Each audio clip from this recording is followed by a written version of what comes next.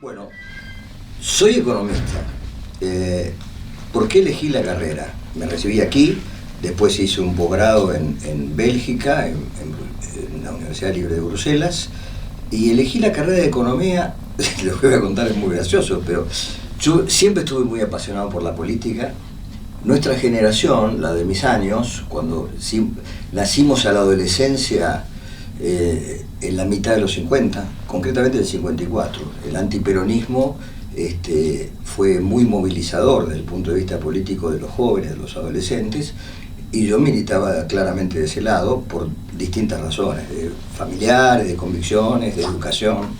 Y tuve la suerte de estar en un colegio que me motivó mucho a la vida política, muchísimo. Le voy a contar una anécdota. Este maestro que tuve en la primaria fue luego subsecretario de Frondizi, por lo tanto era radical y naturalmente antiperonista. Y un día en el colegio nos hizo una pregunta muy interesante, sexto grado. Si yo tengo un campo, ¿puedo levantar en el límite del campo una pared tan alta, que tape el sol del campo vecino? Bueno, algunos, la mayoría, dijimos que no, y fue un partido ganador de esas elecciones que hacíamos detrás del pizarrón. Y otros dijeron que sí. Uno de los que dijo que sí fue ministro de Pablo Benedetto, de José Alfredo Martínez de Oz. Y bueno, algunos de los que dijimos que no, militamos en lugares absolutamente distintos. Es interesante porque eso marca la idea de la propiedad, de esa discusión tan notable que da cada tanto Pichetto contra el pobre Papa que dice que la propiedad es un derecho natural secundario. Vaya, si lo es, será natural, pero claramente secundario, porque si no se habrían hecho ni las autopistas, ni las calles, no habría posibilidad de discutir por si es un derecho. El único derecho absoluto es el derecho a la vida. Bueno, después fui muy motivado, a punto tal que en el colegio vi en Cine Debate, primer año del colegio, 55, el neorrealismo italiano. Y todavía recuerdo la película Milagro en Milán, que también nos volvió a dividir, los que estábamos con los pobres y los que estaban con el dueño del petróleo, ¿no? Y era más o menos el mismo grupo, mayoría. Bueno, quiero decir, esto lo introduzco para decir que no solo era la política Perón-antiperón, que por supuesto en una parte, sino también un cuestionamiento, un debate público a nivel escolar, que supongo se habrá repetido en muchas otras partes, que nos hizo jóvenes muy comprometidos con la política, ¿no? Los curas no eran intelectuales para nada, no eran jesuitas, pero bueno, nos dieron esa oportunidad de tener esas discusiones. Tal vez no lo sabían, no lo sé, pero cierto es que me lo dieron. Obviamente eso implica que rápidamente uno se incorpora a la política y, claro, cuando uno se incorpora a la política se pregunta ¿cuál es la disciplina que me puede ayudar a pensar en la política? Obviamente yo no empecé por económicas, empecé por sociología. Debo confesar que salí un poco perturbado porque me encontré con que él era el único hombre del sexo masculino que se encontraba. Uno podría haber dicho, bueno, fenómeno, qué bueno está esto, pero la verdad es que de alguna manera sentí que había una manera de ver el mundo distinta a la que yo tenía y pensé que me había equivocado, que en realidad esa sociología que iba a estudiar ahí, que básicamente era filosofía, no era la respuesta que yo buscaba. Entonces viré hacia la economía. Influyó mucho en mí un libro que había leído en esa época, o que había hojeado, de François Perroux, que se llamaba La coexistencia pacífica, que es un gran economista francés. Ingresé acá en 1960. Hice muchas materias libres, y bueno, por supuesto, como todo economista de esa época, nosotros nos consideramos cuando terminábamos de dar dinero, crédito y bancos. En ese momento ya estábamos graduados, ¿no? Porque obviamente pasar Olivera, además del enorme placer de estudiar con Olivera, era como saltar un Rubicón, ¿no? Yo tuve mucha suerte, la preparé un año esa materia y me fue muy bien. Después de Olivera me designó en el Instituto de Investigación, en el Centro de Investigación Aplicada, que él creó como rector, y por supuesto yo estudié como todos, hice una carrera con escollos y con montañas, en fin, fui pasando, y me interesó mucho la economía como la estudiábamos nosotros, en el que había un mix de historia, filosofía y matemáticas. No solo matemáticas, tampoco solo historia, pero era, digamos, una cuestión, siempre había una discusión valorativa. Por ejemplo, las clases con Guido Di Tella de desarrollo económico, cuando uno dice desarrollo económico, llega Aristóteles, porque es poner acto en potencia, en definitiva, potencia en acto, mejor dicho, ¿no? Y bueno, sí, claro, había ahí discusión de valores, no solamente de métodos. Muy rica en ese sentido, y llevaba muchos años. Por supuesto, era una carrera planeada, creo, para 6 años, ¿verdad? Claramente no para 4, era para 6 años. Y bueno, tuvimos buenos profesores, otros no tanto. Yo no disfruté del gran momento donde estudiaban Sigrowski, ¿no? Que fue la estrella de la facultad, uno de los grandes economistas salido, no se recibió aquí, no terminó aquí creo, pero fue aquí ayudante, fue una época de gloria de la facultad con sus jóvenes economistas. Bueno, yo no pertenezco a esa generación, sino soy posterior, en mi caso no es ninguna gloria, pero había una gran vitalidad. Estábamos un poco aislados, confesamos, los economistas en esta facultad en ese tiempo éramos una absolutamente hiper minoría, ¿no? Pero bueno, justamente porque éramos una minoría, nos conocíamos, teníamos muchos compromisos. Nosotros no estudiábamos la economía. John Robinson, para lo que se hace hoy, lo llama económica, ¿no? Para no decir que es economía, porque la economía claramente tiene que ver con la historia, con la filosofía, con los valores. Lo demás es una técnica de modelos que abusa mucho de la inteligencia, pero la inteligencia de la vida no es todo, también cuentan otras cosas, ¿no? Creo. Un tipo puede ser inteligente y absolutamente despreciable, y bueno, eso, ¿no? Entonces las disciplinas también. Yo creo en la economía política y siento que si hay algo que le pasa a la Argentina es que la ha extraviado, absolutamente. No es solo en la economía, ¿no? Yo siempre me hago la misma pregunta, ¿por qué hoy los médicos, antes que nada, nos piden que hagamos una serie de números, de sangre o de radiografías, datos, y se sientan detrás de un escritorio, lee los datos y nos dice lo que tenemos? Antes, cuando era chico, el médico pasaba 1 hora contigo, te conversaba. En realidad lo que te pasaba, el dolor de hígado, tenía más que ver con un problema familiar que con nada de lo que comieses. No sé si me explico. La visión sistémica, ¿no? de las personas. Con la economía le pasó lo mismo. Los economistas se destacan por la cantidad de números que dicen por radio y televisión. Si un tipo puede decir cuántos son las reservas, la tasa de interés, en un cálculo del dólar, es un gran economista. Pero obviamente está hablando de la superficie, ¿no? No lo tuve Bagú, pero pude haberlo tenido. Un Bagú que tuvimos acá en economía fue Portnoy, un tipo con esa formación. Es otro de los grandes profesores que tuvimos en la facultad, Leopoldo Portnoy, que no era estrictamente un economista, era mucho más que eso. Bueno, primero aclaremos, Olivera fundamentalmente era un hombre culto, que no es la característica de los economistas de nuestra época, precisamente. Y por lo tanto era un tipo que navegaba todas las aguas imaginables.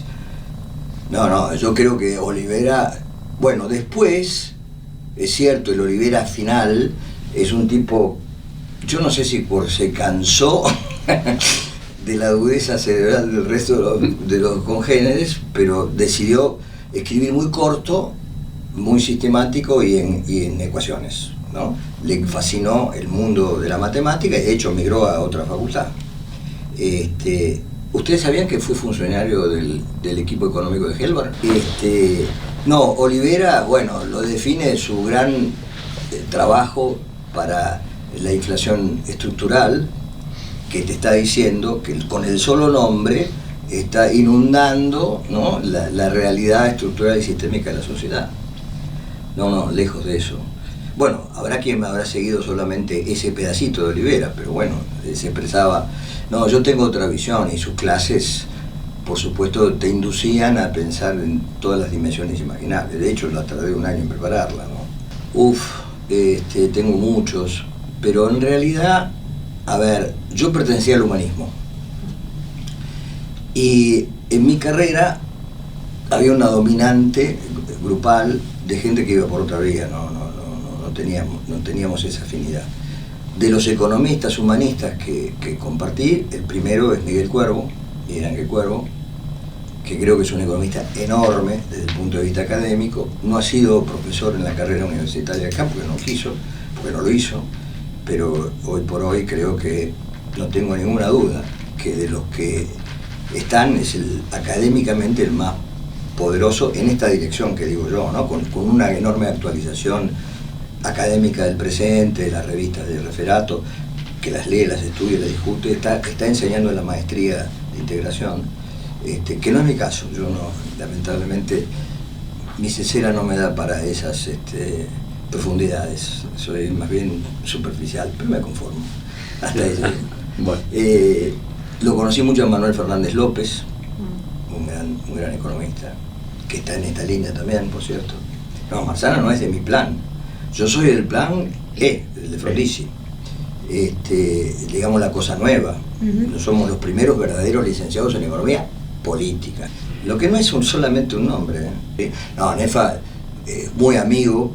No lo estuve en el humanismo con él, porque no creo que era su meta, pero sí milité con él mucho en los movimientos cristianos, ¿no? Él es el fundador de muchas cosas, del Centro Argentino de Economía Humana, del Padre Lebret, de Francia, ¿no? Un tipo realmente que hizo un aporte brutal también en la economía de la regulación.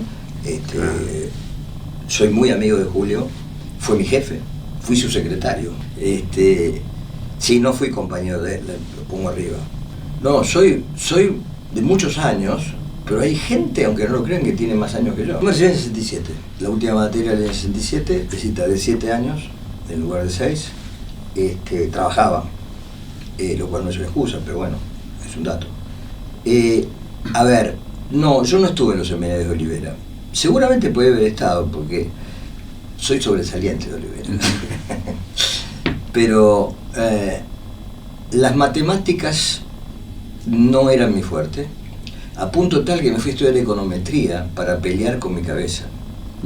Entonces aprendí econometría, aprendí muchas cosas, matemáticas para la época, 68, esa época, 69, y la verdad que nunca más volví a hacer una correlación. Fui a estudiar econometría a Europa, es decir, me dediqué a la econometría, en una escuela que había formado Tim Bergen.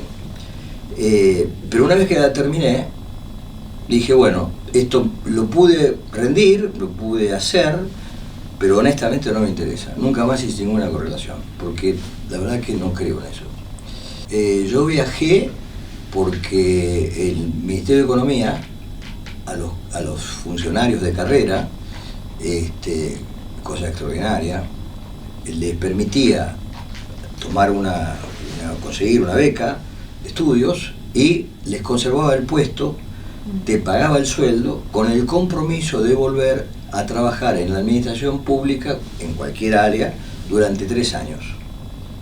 Esa era la garantía. Bueno, allí cuando me tocó a mí administrar ese programa para los funcionarios de carrera, me pasó una experiencia extraordinaria que es muy elocuente para el presente.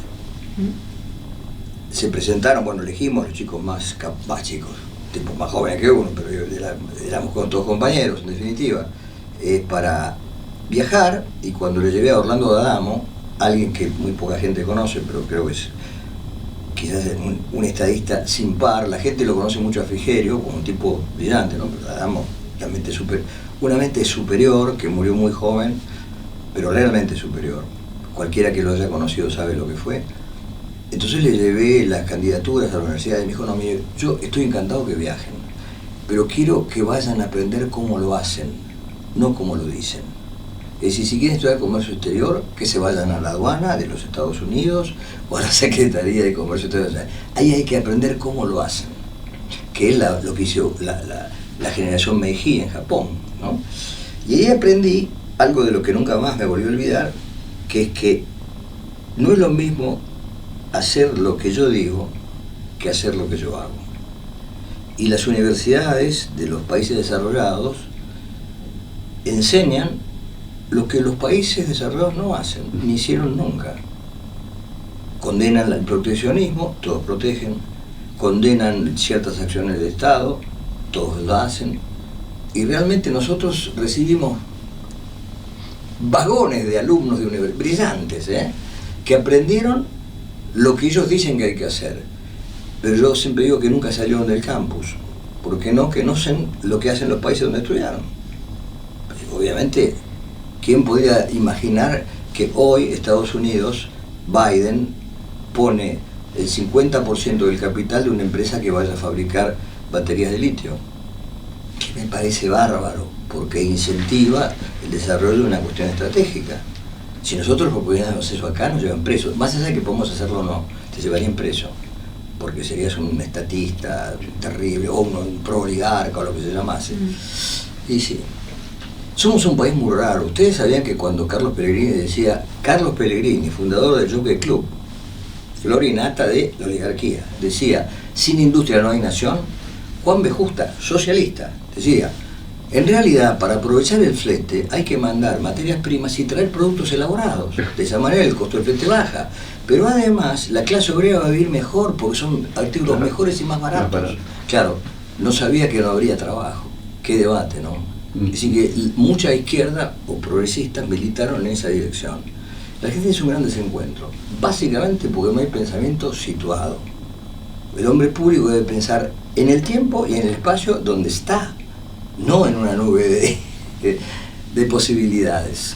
Mira, a ver, ACUSE, Acción Católica Universitaria, de Económicas, de Ciencias Económicas, era un grupo pequeño que tenía muchos jóvenes, chicos que estaban en la Acción Católica y a la vez en el humanismo. Por ejemplo, Humberto Lancilota era de ACUSE y después vino al humanismo, pero militó, digamos, en los sectores más progresistas del humanismo. Mario Sacchi era de ACUSE y tenía cierto contacto con el humanismo. Pero en realidad son dos ingresos diferentes. No todos los humanistas eran católicos. Muchos eran cristianos, pero no todos eran católicos. Todos los tipos de ACUSE eran católicos. Estaban por motivos, digamos, de la doctrina religiosa, hacían cuestiones espirituales, y tenían a Mujica en la última instancia como su asesor, al padre Carlos Mujica. Yo tuve una discusión con Carlos Mujica un día fuerte, cuando nosotros estábamos para ganar las elecciones acá en la facultad, y con la gente de ACUSE que habían pegado un giro a la izquierda, con Carlos, nos sacaban una lista que nos iba a quitar votos. Y yo casi lo mato, ¿no? Le dije todo. Un santo, pero bueno. Mira, había un grupo nacionalista, muy nacionalista, que yo creo, honestamente creo que el más importante era el que terminó siendo dueño de Repar, que era antes una pequeña empresa que le imprimía cosas al centro de estudiantes, y ahora es una librería que está ahí. Creo, no puedo firmarlo, pero es lo que tengo en mi cabeza. No teníamos muchos contactos, ¿no? Así, digamos, en realidad el humanismo, yo tampoco fui vital en el humanismo, yo fui consejero por el humanismo, pero no fui de los dirigentes activos. Pensá que el humanismo tuvo como presidentes del centro de estudiantes, que es la parte más importante, a Ovidio Gaudino primero, a Miguel Cuervo después, y el último fue Alejandro Mango, que bueno, también venía de humanismo. No, Marangós fue consejero conmigo, Mario Marangós fue consejero conmigo, que era el dueño de la bombonería Savoy, esa que está ahí en la calle Callao, frente, bueno, ya no está más, frente al Congreso. Era un reducto de la vida pública prácticamente, porque la gente pasaba por ahí, y él era muy cordial, y una cultura, era griego, 66. Yo fui de los consejeros, y le contaba a Eduardo Escarano que cuando tomaron la universidad, como yo era consejero, recuerdo haber pronunciado un discurso virulento y muy valiente, que me jugaba la vida en la lucha por la independencia. Entonces no fui a dormir a casa, pero nadie me fue a buscar. A pesar de mi encendido discurso, no logré que nadie me viniera a buscar. Me pasó varias veces, está claro. Que en esa oportunidad aprendí una lección extraordinaria de mi vida. La prensa publicó un discurso de Carlos Leiva que no tenía nada que ver con lo que yo había dicho. Pero bueno, los tipos tenían que poner y escribieron. Imaginaron lo que podía decir. Acá tapiaron con Federico Frischnet, el socio de Ricardo Sin, autor del Rodrigazo. A la facultad la tapiaron, cerraron las ventanas con rejas. Fue una cosa increíble, estúpida, de Frischnet, que era un demente importante, famosísimo, pero demente total. Vos sabés que en el CIA, el Centro de Investigación Aplicada, Olivera lo forma, lo nombra directora del ingeniero Jauregui. Y yo recuerdo que se hace un concurso, te estoy hablando del año 63, 64, un concurso para dirigir algo. Y se presentan seguramente varios candidatos, pero yo recuerdo dos. Uno es Federico Frischnet. El currículum tenía este alto. Y citaba no solo las conferencias que eventualmente habría dado, sino todas las que había asistido. O sea, lo que él escuchaba también era parte del currículum importante. Una cosa ridícula. Era así, no lo miento, impresionante. Del otro lado venía otro tipo que tenía un currículum que solamente tenía 2 renglones. Y decía, medalla de oro de la Facultad de Derecho, ex ministro de Economía de la Nación. Era Martínez de Oz de aquellos años. Esto es una manera de ver el mundo, ¿eh? No es Ricardo Sin era lo mismo, eran socios y amigos por algo, ¿no? Tipos graduados en universidades, del exterior, importantes. Pero Ricardo Sin delante mío, antes del Rodrigazo, puso su mano sobre un libro gordo, enorme, que era Astrología Esotérica de José López Rega, con dibujos de Norma López Rega, y dijo, este hombre cambiará la Argentina. Un tipo graduado en Columbia, fundador del SEMA. Sí. Había algunos tipos de favor famosos, como Paredón, que ahora no me acuerdo, se llamaba Paredón, era un militante de alguna de las agrupaciones de izquierda más duras, que siempre en las discusiones, nosotros discutíamos mucho en el hall de la facultad, pero nos pasamos horas discutiendo sobre la Revolución Cubana, sobre los fusilamientos. Bueno, saltaban tratando de subir al escenario para agredirlo a Rostov, una cosa de locos. Y yo me acuerdo, yo ahora ustedes me ven, era un poquito más alto, 2 centímetros o 3 más alto, mucho más flaco y tenía algo más de pelo. Pero era chiquitito. Y yo me estaba de arriba del escenario a las patadas con los tipos que querían subir. Fue una trifulca notable. Yo creo que sí, digamos, lo importante de eso en todo caso, aparte del papelón y del disgusto, porque en ese momento era muy interesante Rostov. En ese momento era un tipo que había escrito algo que a todo el mundo le sonaba novedoso, ¿no? Y bueno, había sido un avance y fue muy deprimente porque se hubiera sido bueno escuchar o que se discutir, vas a ver. Se había preparado con mucha dedicación. Y bueno, fue una irrupción de un grupo de chicos. El ala dura, el reformismo, te hago en todo. Si me preguntas qué pensaba Manolo García, supongo que ya en ese momento diría que sí. Ustedes se van a sorprender. ¿Cuándo creen que fue el primer acto de homenaje a la Revolución Cubana en la ciudad de Buenos Aires? Se realizó en la Plaza San Martín, ¿les dice algo? Y el primer orador fue Américo Yoldi, ¿les dice algo? O sea que el primer gesto de la Revolución Cubana fue recibirla como una revolución igual a la libertadora. Pensaban que era eso. Tremendamente cruel, porque fusilaron a Pasto. No te das una idea lo que eran los diarios los fusilamientos. Pero en ese momento les parecía bien. Es más, Gerardo Ancarola, es un famoso abogado, que, digamos, típico escritor de la prensa, que estaba en la democracia cristiana, en el ala derecha de la democracia cristiana. Yo me acuerdo, yo no podía creer que él, en la democracia cristiana, aceptara y se regodeara con los fusilamientos. Una cosa que no te entra en la cabeza. Un tipo formado, ¿no? Pero bueno, no sé, después habrá cambiado, pero él lo defendía. En ese momento mucha gente, si vos querés a la derecha, lo defendía, y luego se convirtió, cuando se declara socialista la revolución, que es en el año 61, si no me equivoco, fue al revés.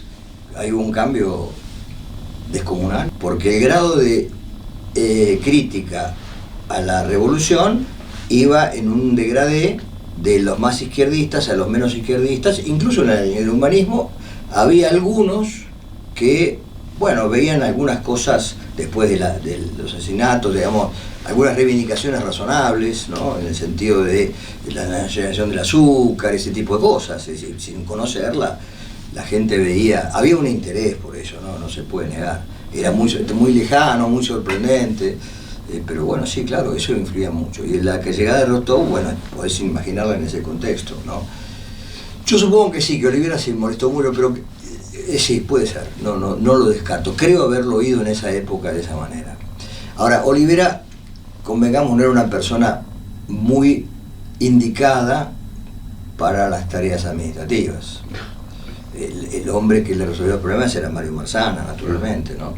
Estaba Ludovico Ivanesevich, que era más grande que nosotros, que después fue así de estar con nosotros. Sí, nada. El CIA, Centro de Investigación Aplicada, en la calle Escuela, no duró nada, no duró lo que él, después se murió, ¿no? Era una buena idea, éramos vecinos del grupo de Ardoy, del arquitecto Ardoy, él lo imagina. Bueno, de hecho, el primer estudio que hicimos fue de economía de la educación. Hicimos una larga investigación sobre distintas facultades para determinar el costo de la educación y el rendimiento. Estaba Luisa Montuschi, que era mayor que nosotros, era la jefa, que llegó a ser vicerrectora del SEMA, creo, una chica muy inteligente, estudió con Olivera, excelente persona, yo la quiero muchísimo, no la veo hace añares, estoy en las antípodas absolutas, ¿no? Pero la quiero mucho, muy inteligente, básicamente buena gente. Luisa estuvo en el grupo de Olivera siendo contadora. Y ahí lo conoció a Vázquez Fresedo. Claro. Ella estuvo en pareja con Vázquez Fresedo también. Gran tipo, importante. Vázquez Fresedo tipo importante. Bueno, y el centro, hicimos ese trabajo, ella nos dirigía, después estaba Nuya Gachanowski, que no se dedicó más, Gloria Breslin, Alicia Krasuk y Roberto Dabaña. Y además había un tipo que estaba con el ministro Solá, cuyo nombre no recuerdo, que había desarrollado una idea que es muy difícil de implementar, que comparto, que era la eliminación de las cargas sociales y todavía no existía el IVA, y su reemplazo por el impuesto al consumo. Ustedes no tienen idea, a ver, los números se pueden no dar, pero el impacto económico en un país que compite con el exterior en los bienes intensivos en trabajo, el impacto económico que tendría una medida de ese tipo es descomunal. Bueno, no, obviamente quedó en la nada, pero se le ocurrió a este señor, que no recuerdo, de la época de Solá. Digo, aporte. Mi docencia inicial empieza con Julio Nefa, con el Instituto de Capacitación de los Trabajadores, que se llamaba ITEC. Este era un instituto obviamente, de formación cristiana. Nosotros tratábamos de formar sindicalistas cristianos, entonces dábamos clase en los lugares más insólitos, en La Rioja, en cualquier lado. Juntábamos 5 trabajadores que tenían vocación sindical y le dábamos cursos de economía, de distintas cosas. Esa fue mi primera incursión en la docencia. Y después ingresé, primero que nada, como ayudante en Filosofía y Letras. Volví a Filosofía y Letras. Entré a Filosofía y Letras como ayudante. Él consiguió un contacto con una organización que se llama Miserior, que es un grupo de obispos alemanes. Los alemanes siempre fueron gente muy... Los curas alemanes muy a la izquierda de la iglesia, ¿no? Este grupo Miserior apoyaba distintas actividades que tuvieran que ver con, digamos, la cuestión social, la promoción humana, ese tipo de cosas. Y se inventó este instituto y se destinó a la formación de trabajadores y fue, bueno, no fue chiste, llegamos a manejar los cursos de la CGT. Después terminamos con los cursos de la CGT, no solo eso, sino que cuando José Alonso era secretario general de la CGT, bueno, Nefa, Forni, yo lo escribí a máquina, hicimos, por supuesto, con ideas de él, pero Floreal Forni, sociólogo muy conocido, y Julio Nefa aportaban muchas ideas, el programa, que es un libro de 100 páginas, 50, entre 50 y 100 páginas, el programa de José Alonso para la CGT, un programa para la nación, porque la CGT no tenía como fundamento las convenciones colectivas de cada sindicato, sino que era la confluencia de sindicatos para hacer una propuesta política para la nación, la visión obrera del desarrollo de la sociedad.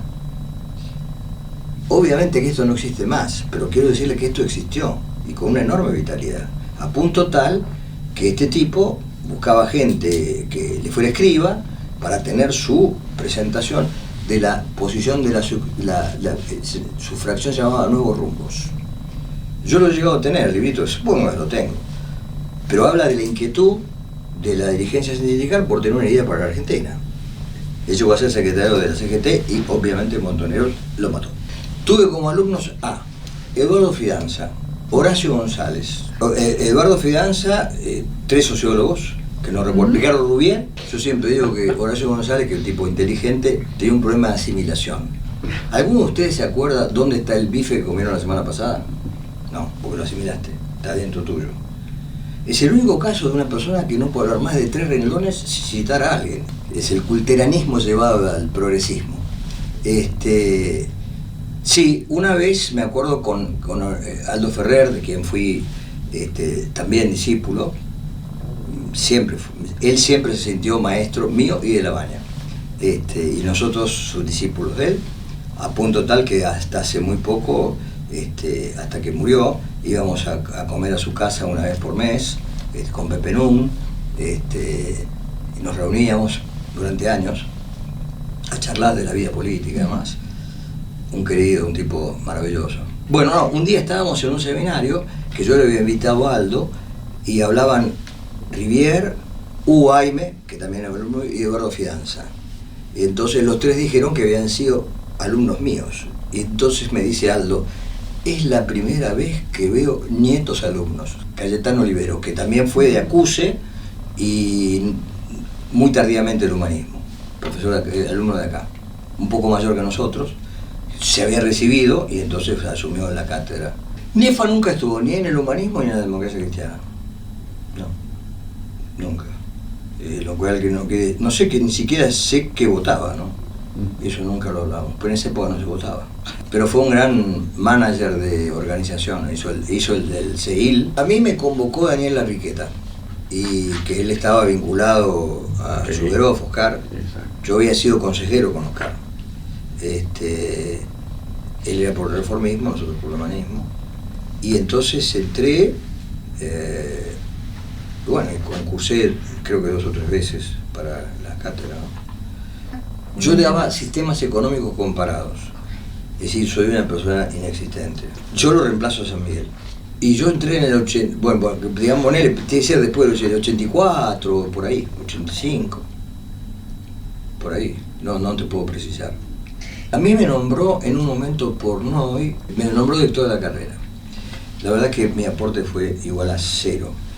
Pero yo tenía una idea absolutamente loca, que obviamente nadie podría jamás implementar, por supuesto, esas cosas que se consumen en uno mismo, ¿no? Yo viendo la multitud de alumnos que había, me parecía que era una buena idea hacer que los alumnos leyeran a los clásicos directamente. ¿Por qué leer manuales que cuentan lo que dicen los clásicos? Entonces, si vos lo lees a Adam Smith, y es difícil Keynes, pero lo puedes leer a Marshall, tal vez después Keynes, con un tutor. Puedes venir a visitar a tu tutor y que te explique por dónde vas, cómo vas. Es decir, la docencia dedicada, como en los viejos tiempos, a que el maestro escucha al alumno que ha leído una obra simple y sencilla de deglutir y ya prácticamente entre nosotros es economista el tipo, ¿no? Ocurrió a mí como una manera totalmente, si vos querés, loca e infantil de resolver el problema de las multitudes. ¿Cuándo se pierde el espíritu de la universidad? Yo en el curso de Ditela discutíamos, éramos 12, 13.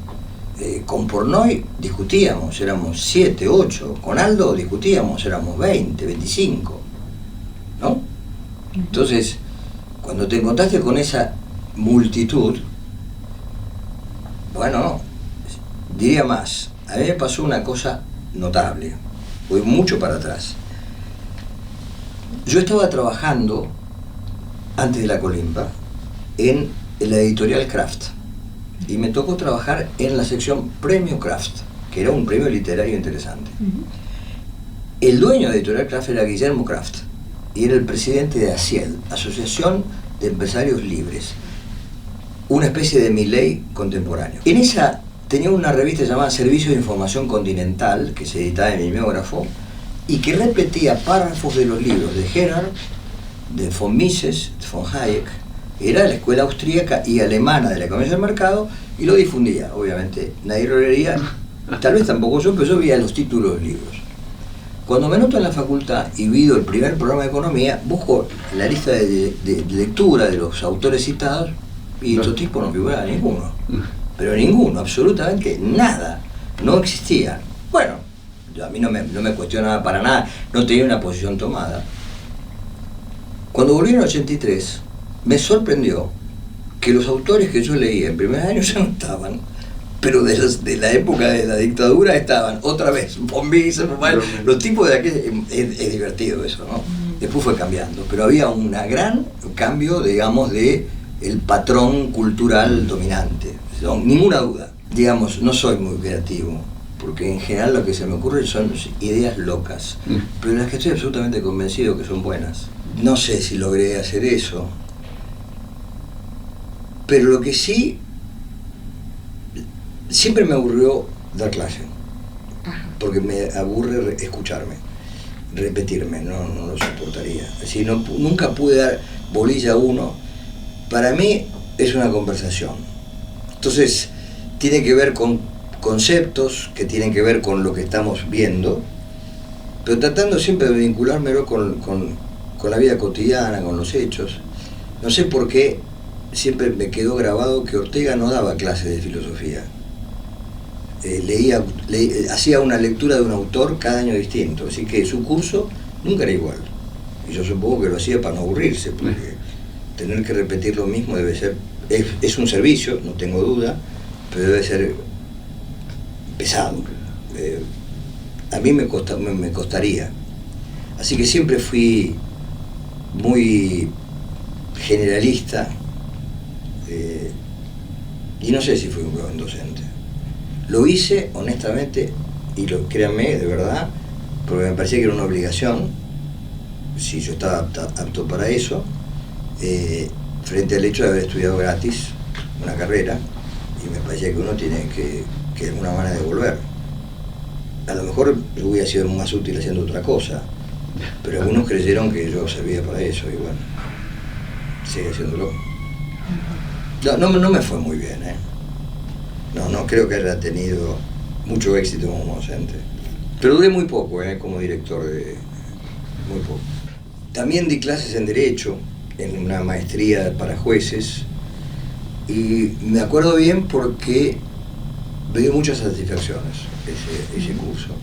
Sobre todo porque caminando por la zona de tribunales, después de el despelote del Corral y el Corralito, o antes ocurrió eso, varias personas que habían sido gente grande, ¿no? Todos eran secretarios de juzgado, el juez Cavallo, por ejemplo, me encontré por la calle, por tribunales, y me agradecían mi crítica demoledora de la convertibilidad porque habían sacado la plata del banco. Bueno, yo hablaba como otra vez, hablaba de la realidad, ¿no? Con el tema, pero yendo a la captura del presente. Economía teórica y aplicada. Bueno, primer punto. Cuando yo volví de estudiar, empecé a recibir artículos de la Universidad de Lovaina, que estaba al lado, de un grupo de investigación operativa, de gente que había sido econometrista. Y naturalmente ya empecé por no entender los artículos, y ya después yo no tenía ni el título. Habíamos entrado en un territorio de matematización y un lenguaje matemático que para mí era absolutamente exótico. Cuando vino la dictadura recibí una invitación para irme a Bélgica. Supongo que alguno se habrá imaginado que yo corría algún riesgo, no me fui del país.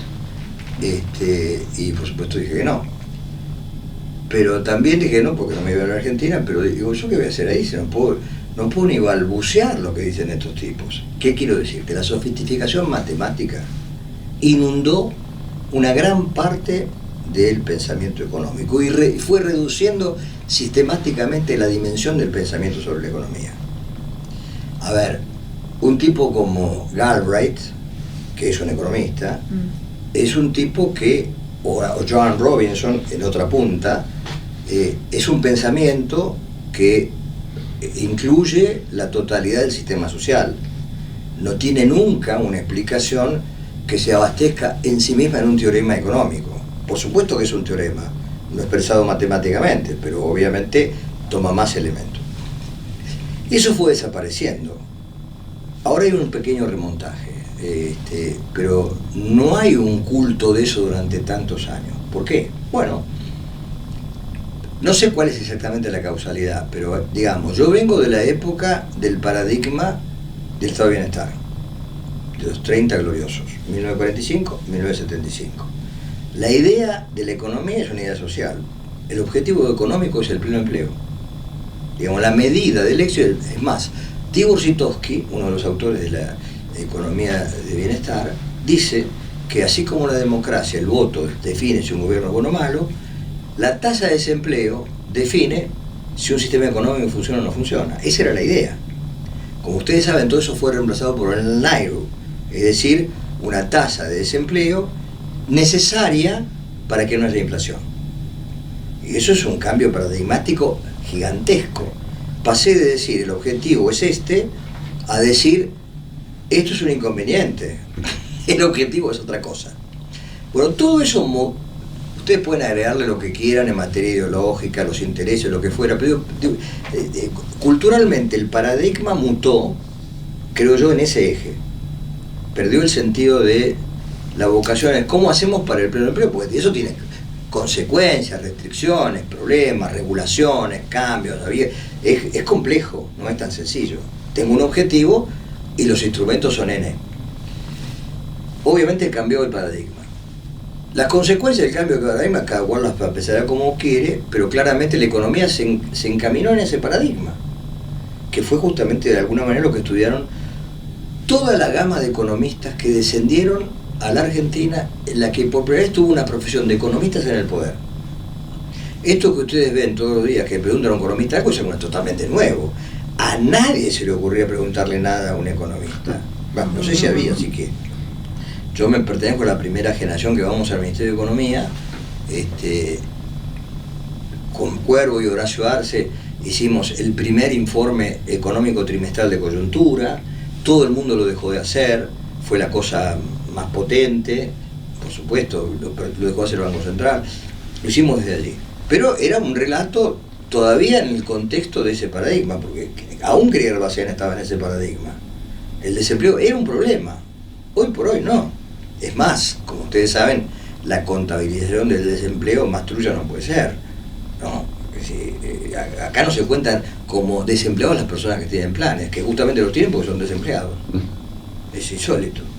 Es decir, si un tipo tiene un plan, supuestamente trabaja, no está desempleado, pero recibe el plan porque está desempleado y no figura. Es increíble, pero bueno, es así. Con Duhalde no fue así, Con Duhalde figuraban distintos en la estadística del INDEC, después se cambió. Sí, hubo un cambio muy fuerte, que yo creo que ese es el eje. Todo lo demás es un montaje distractivo, no pensemos en las cosas más profundas.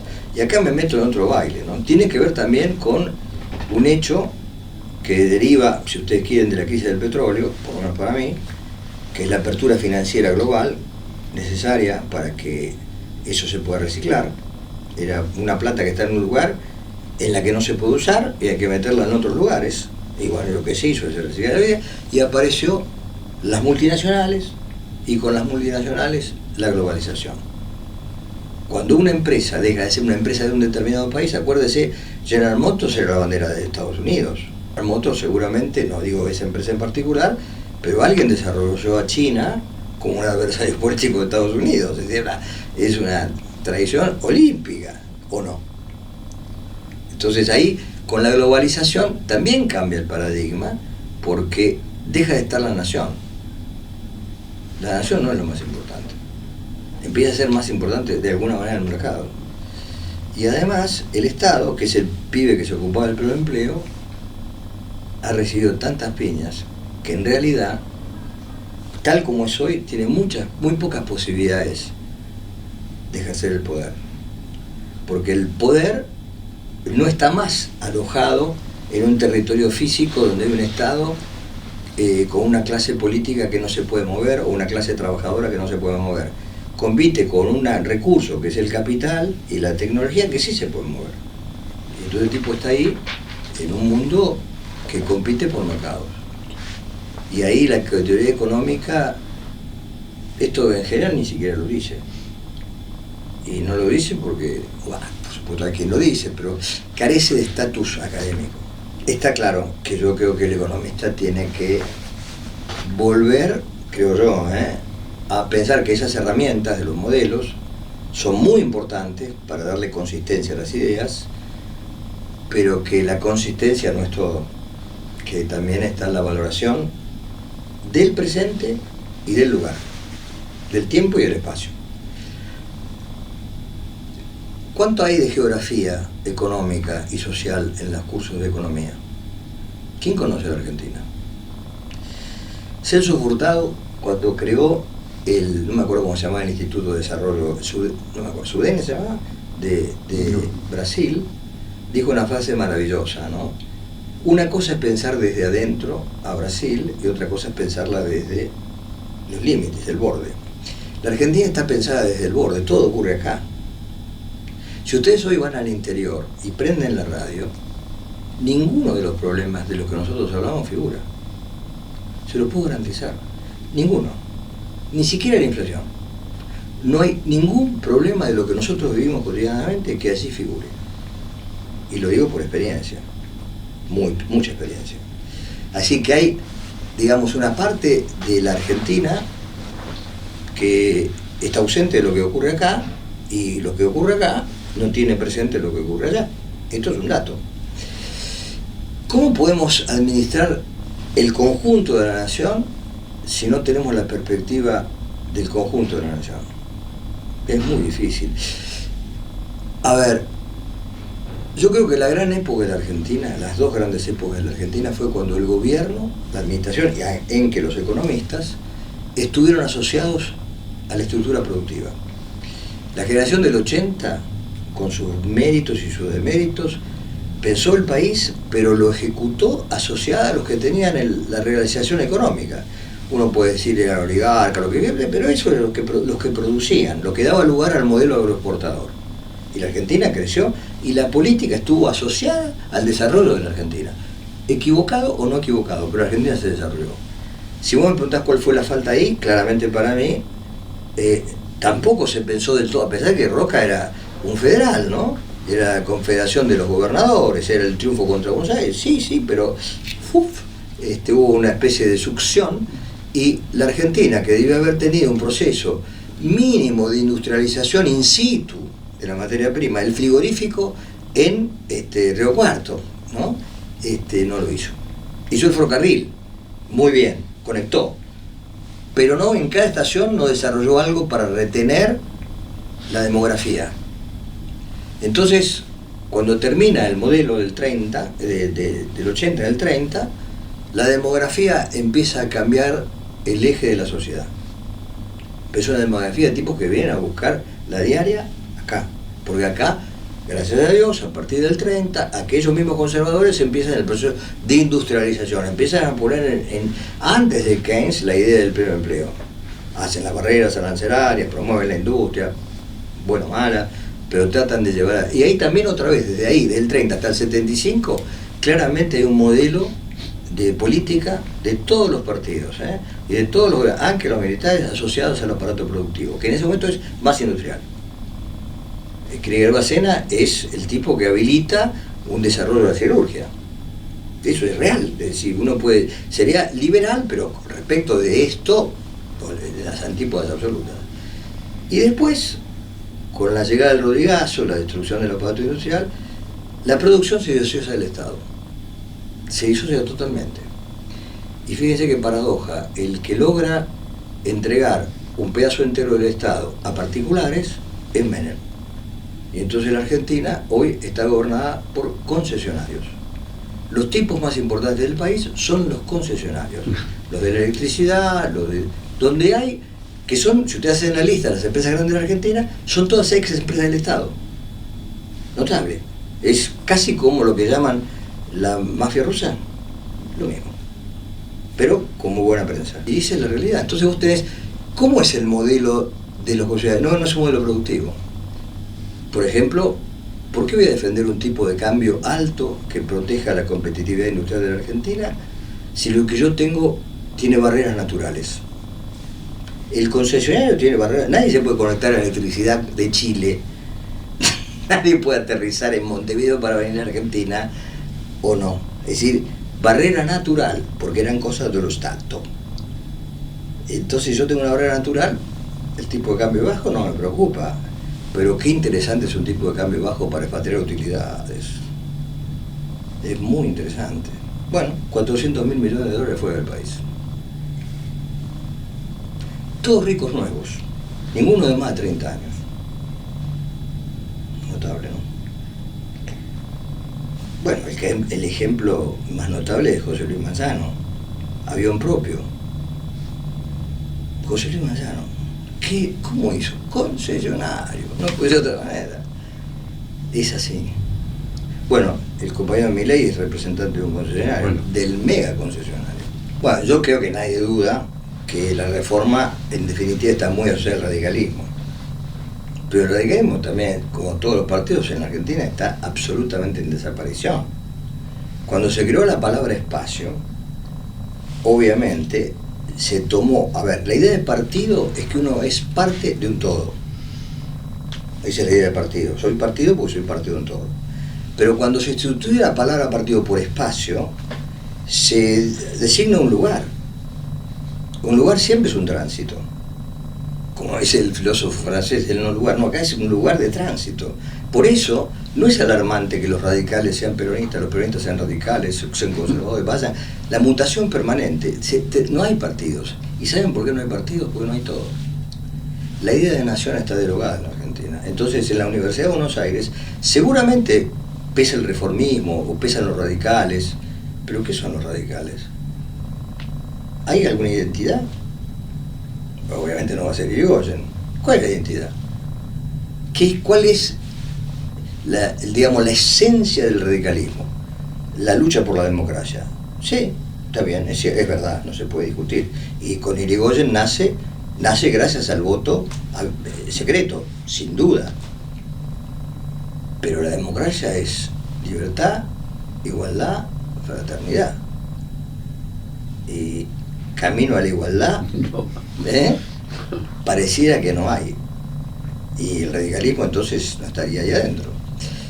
No sé, yo creo que no hay partidos, lamentablemente creo que es una desgracia contemporánea, porque no hay partidos, y quizás esto parezca retórico, pero que porque no está la sensación de todo, de nación. Es decir, no está la idea de que hay un proyecto común. Ortega dice, la nación es un proyecto sugestivo de vida en común. ¿Nos animaríamos a decir nosotros que compartimos un proyecto sugestivo de vida en común en Argentina? ¿Desde cuándo? Y la verdad que lo perdimos. Y las cosas se pierden porque nadie las busca donde tiene que buscarla. La llave que perdió el borracho no la tiene que buscar en el farol porque tiene luz. Tiene que buscarla donde se cayó.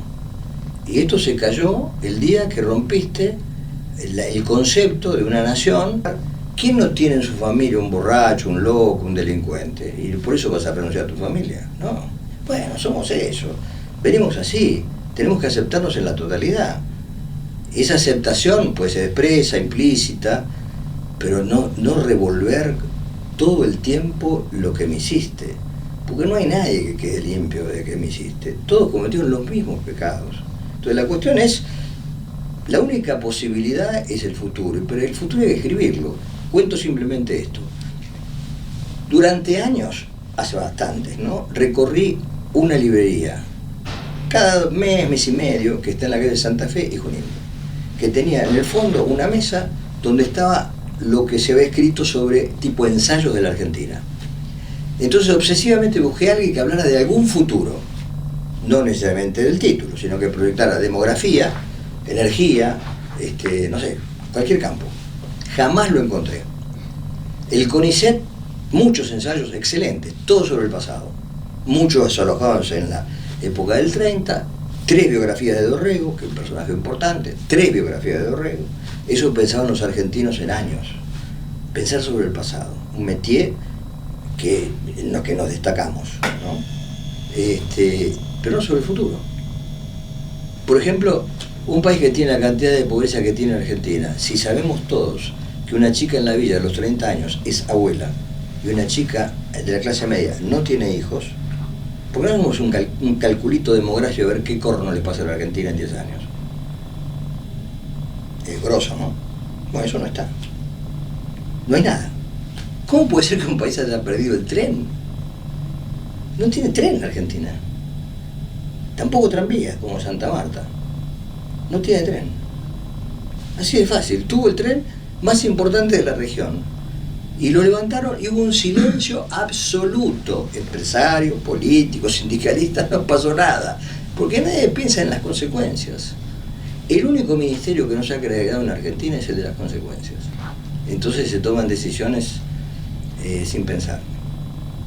Economistas y no economistas, en todos los planos. Es así. En la crisis del petróleo, yo estaba en el ministerio. A la Argentina le pegó, por supuesto, un palo como a todos. Pero claro, aparecieron los dólares en el mundo.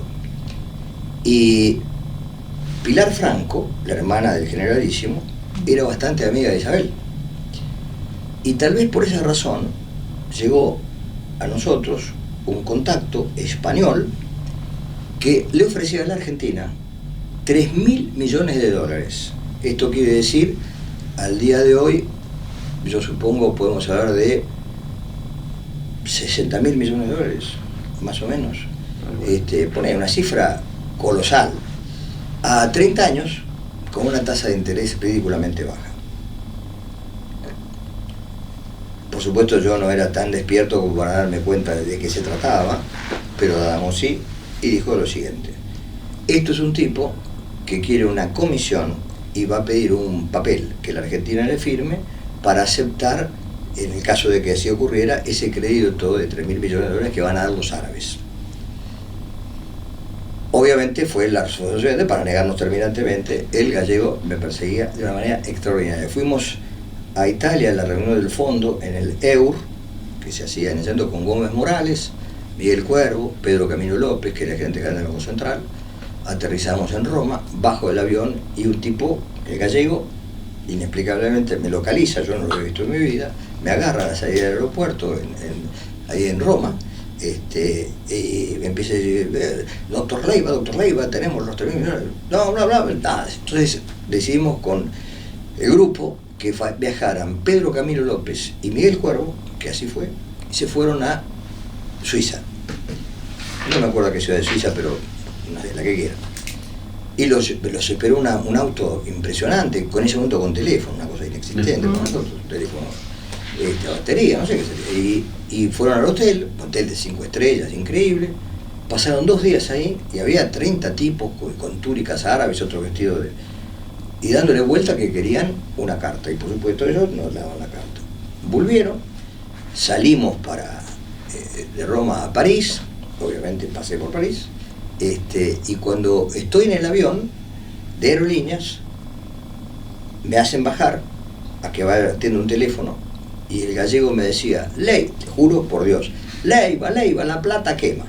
Como diciendo que la plata quema. Por supuesto, bien, con tal vez, chao. ¿Por qué les cuento esto? Cuando Milei dice que tiene 30.000 millones de dólares que le ofrecen por los papeles argentinos, yo no tengo ninguna duda que estos chicos financistas, alguno de ellos dirá, yo te consigo los 30.000 millones de dólares. Alguno que está para una comisión. ¿Quién de nosotros, conociendo el mercado, se negaría a tratar de conseguirlo? Porque uno invierte unos mangos y si sale, ¿sabés lo que es una comisión de 30.000 millones de dólares? Es que no hay otra explicación.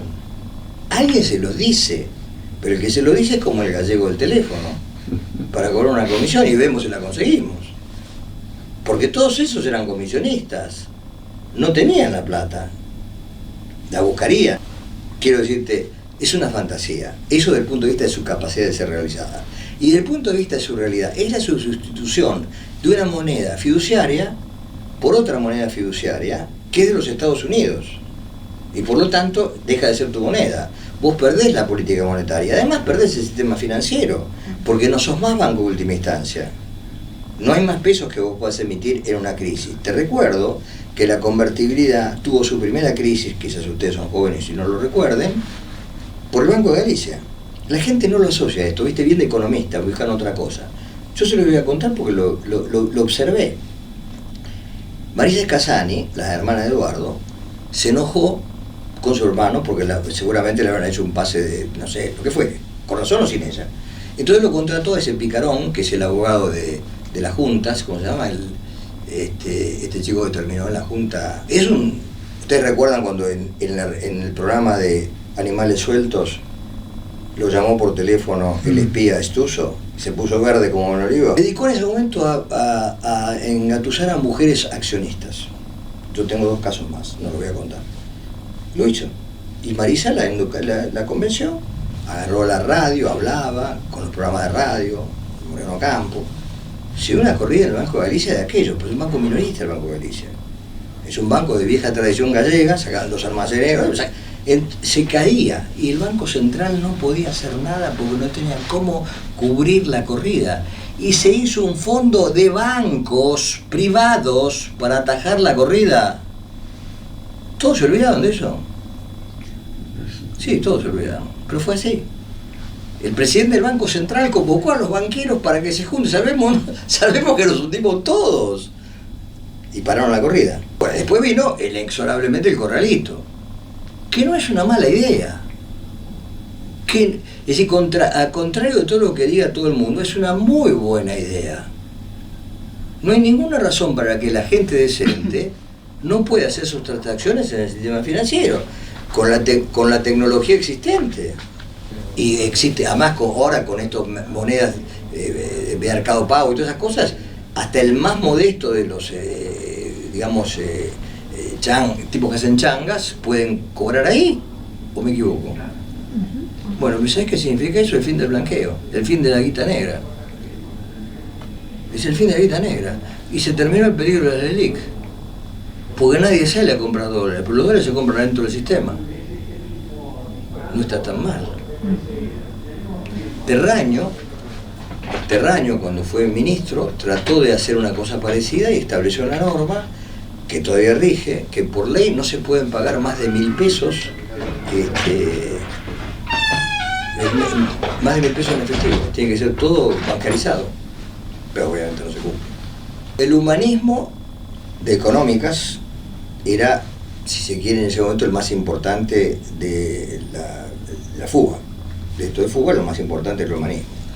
Con cuadros muy importantes, gente muy mayores que nosotros, ¿no? Pero muy inteligentes, muy importantes, y obviamente por la proximidad de Marzana con Olivera, tenían de Olivera la mejor idea. Era, dentro de las carreras humanísticas, sin duda era el tipo más brillante y que no respondía al reformismo, porque convengamos que gran parte de la gente brillante estaba del otro lado. En esa época Rolando García, por ejemplo, estaba del otro lado, nada que ver. No te estoy diciendo que fuera por exclusión, pero claramente era una figura, siempre lo fue. Yo creo que Olivera nació figura, desde chiquito era una cosa importante, creo que a 4 años debe haber sido importantísimo. Y bueno, entonces él de alguna manera tenía respeto por esos alumnos. Nosotros éramos la gente más seria de la universidad, fuera de broma. No veía la mezcla de la política, la democracia cristiana no participaba del humanismo. Yo era democracia, pero era una rara avis. La mayor parte de ellos no, es decir, no se vinculaban con la política, ni tampoco con la iglesia. Había mucha gente cristiana, pero no era todo cristiano, ni mucho menos. Era una visión que lamentablemente te diría que para mí, ¿no?, culturalmente, el peor daño del golpe militar fue la desaparición del humanismo. Desapareció. Y cuando hace la lista y recuerda los nombres, dice, ay, por Dios, si todo esto hubiera, porque había tipos en medicina, en ciencias, en todos lados. Porque, bueno, hay un grupo que debe haber permanecido unido en torno a un conjunto de principios, podría haber tenido una visión por la Argentina, pero bueno, se partió todo. Mucha gente que fue humanista también colaboró, como muchos que eran reformistas, con los gobiernos militares. Se asemejaba mucho más a nosotros que a cualquier grupo juvenil reformista, seguro. Pero no viene de ahí, para nada. Un tipo de muchos principios, por otra parte, ¿no? Un caballerazo. Además de su inteligencia descomunal. Un señor.